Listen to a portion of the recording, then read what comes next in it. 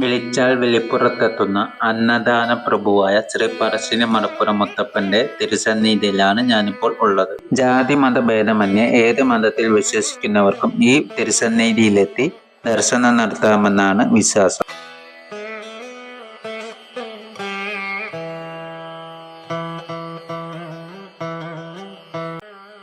ചില വിശേഷ ദിനങ്ങളൊഴികെ എല്ലാ ദിനവും ഈ ക്ഷേത്രത്തിൽ തെയ്യക്കോലം കെട്ടിയാടാറുണ്ട്. കണ്ണൂർ ജില്ലയിലെ തളിപ്പറമ്പ് താലൂക്കിൽ ആന്തൂർ നഗരസഭയിലായാണ് ഈ ക്ഷേത്രം സ്ഥിതി ചെയ്യുന്നത്.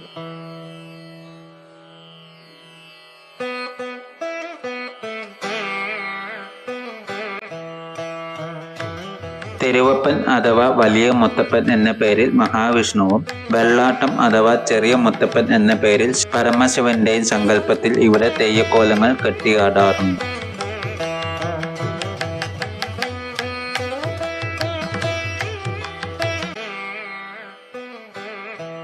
മുത്തപ്പന്റെ ആരൂഢ സ്ഥാനമായി കരുതി വരുന്ന ക്ഷേത്രമല്ല ക്ഷേത്രമായ കുന്നത്തൂർ പാടിയിൽ മുത്തപ്പന്റെ വളർത്തമ്മയായ പാടിക്കുട്ടിയമ്മ മൂലംപെട്ട ഭഗവതി എന്ന പേരിൽ പരിലസിക്കുന്നു.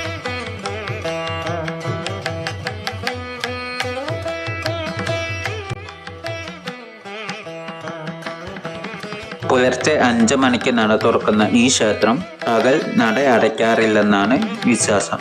രാത്രി 8 മണിക്ക് ശേഷമാണ് ഈ ക്ഷേത്രത്തിൽ നട അടയ്ക്കാറുള്ളത്.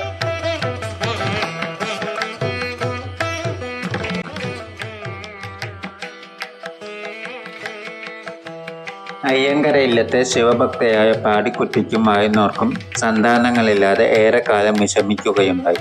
ഒടുവിൽ കൊട്ടിയൂരിലെ തിരുവഞ്ചിറയിൽ കുളിച്ചുകൊണ്ടിരുന്ന പാടിക്കുട്ടിക്ക് തിരുനെറ്റിക്കല്ലിൽ നിന്ന് ലഭിച്ച കുഞ്ഞാണത്രേ മുത്തപ്പൻ.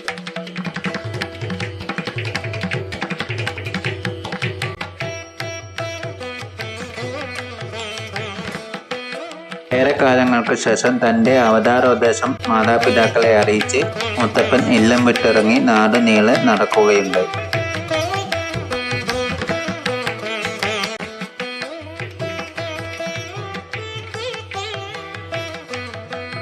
ഭക്തർക്ക് അനുഗ്രഹമരുളുവാൻ ശിവവിഷ്ണു സങ്കല്പത്തിൽ മുത്തപ്പൻ എന്ന നാമത്തിൽ മടപ്പുരകളിൽ ശ്രീ പറശ്ശിനീശ്വരൻ വാഴുന്നുവെന്നാണ് വിശ്വാസം. കണ്ണൂരിൽ ആദ്യമായി എത്തുന്നവർ ഇവിടെ കൂടി സന്ദർശനം നടത്തുന്നത് ഉത്തമമായിരിക്കും.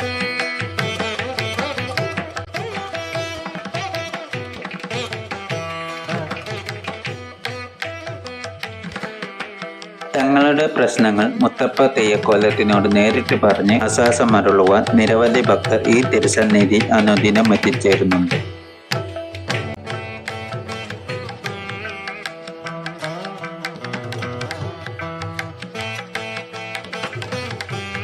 ക്ഷേത്രത്തിൽ ആദ്യമായി വരുന്നവർക്ക് ഒരു അത്ഭുതകരമാണ് ഇവിടെ കറങ്ങി നടക്കുന്ന നായകൾ. ക്ഷേത്രത്തിന്റെ നാനാഭാഗങ്ങളിലായി ഇവറ്റകളെ നിരവധിയായി കണ്ടുവരാറുണ്ടെങ്കിലും മുത്തപ്പദേവന്റെ സന്തത സഹചാരിയും വാഹനവുമായി കരുതി വരുന്ന ഇവറ്റകൾ ഇതുവരെ ആരെയും ഉപദ്രവിച്ചതായി അറിവില്ല.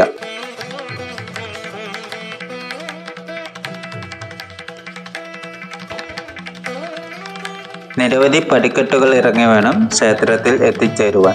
മടപ്പുരയിലേക്ക് എത്തുമ്പോൾ നടപ്പാതയ്ക്ക് ഇരുവശങ്ങളിലുമായി നിരവധി ചെറിയ ചെറിയ ഷോപ്പുകൾ കാണാം. ഈ ഷോപ്പുകളിൽ നിന്നും മുത്തപ്പദേവന്റെയും മറ്റും ഭക്തിഗാനങ്ങൾ കേൾക്കുന്നത് സുഖകരമായ അനുഭവമാണ്.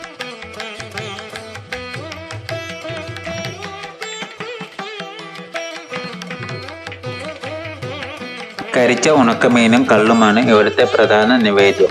വളപട്ടണം പുഴക്കരയിലായാണ് ഈ ക്ഷേത്രം സ്ഥിതി ചെയ്യുന്നത്. പുഴയിൽ കാൽ കഴുകി വേണം ക്ഷേത്രത്തിലേക്ക് പ്രവേശിക്കുവാൻ. പയറും തേങ്ങാപ്പൂളും ചായയും ഇവിടുത്തെ പ്രധാന പ്രസാദമാണ്.